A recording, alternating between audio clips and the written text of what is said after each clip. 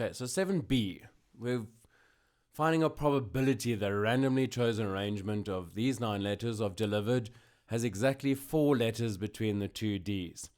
Now, there are at least 3 ways to get into this, and we'll delve into 2 of them. And I'm going to start with a method that feels like, hey, let's look at this and see why we must abandon it. Or not we must abandon it, but, it's going to take quite a while. I guess, maybe spending a bit of time to gain our 5 marks is worth it. But let's look at this. So our total options, right, for our denominator. And I'm going to account for the repetition all the way through. But of course, because it's a probability, if you neglect and you don't worry about repetition in the numerator and denominator, your probability will come out the same. But just for ease of reference, I'm going to say, well, we've got 9 letters and we've got 2 D's and 3 E's. Well, I'm writing the E over there. 3 E's. So they are total options, right? Easy enough by this stage, hopefully. So now that's, what we're going to have to divide by.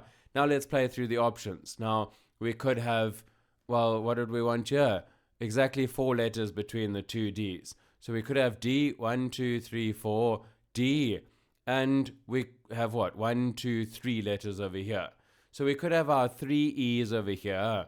And we'd have 0 E's over here. So we've got 1, 2, 3, 4 things going over here. So we need to, this is already sounding quite something, right? Which is why I'm already pausing to hesitate to go, well, sure, we've choosing things, we've got 4 factorials to account for these things. Then, of course, we could have D, 1, 2, 3, 4. In fact, let's just run through this top option because we've got these E's, these D's, this object here. We could arrange it in quite a few ways. And then we could have over here 2 E's, and then there's only going to be 1 E over here. So now we're going to have to choose 3 letters, and this is actually going to be quite a hassle, which is why I want to just pause from it to say, well, only 4 things to consider. So it's not too bad. Look through that solution, by the way. It's interesting enough, but just bear with me to see how much happier we are going to be, if I can find my pen, to go for another option. Let's say this. We've got 1, 2, 3, 4, 5, 6, 7, 8, 9 things, right? Blind letters. And we want exactly 4 letters. Here they are, exactly 4 letters between our 2 D's.